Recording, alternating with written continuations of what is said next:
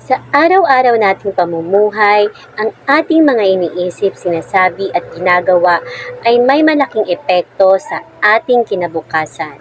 Sa video na ito, pag-aaralan po natin ang malalim na mensahe ng Diyos mula sa aklat ng Proverbs chapter 12 verse 5 to 7 at kung paano tayo matutulungan nito na mamuhay ng matuwid at matatag sa gitna ng mundo.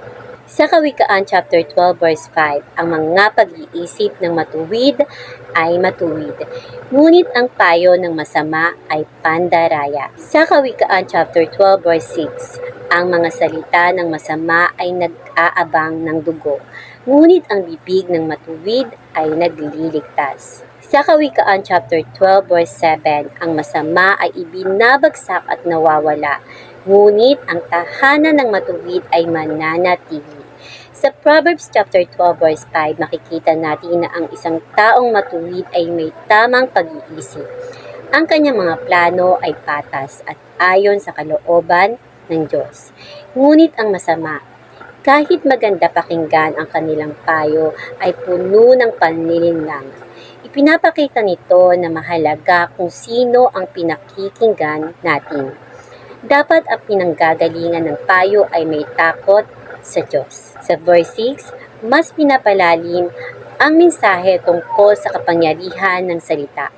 Ang salita ng masama ay nakakasakit at maaaring makasira ng buhay. Parang patibong na naghihintay ng kapahamakan.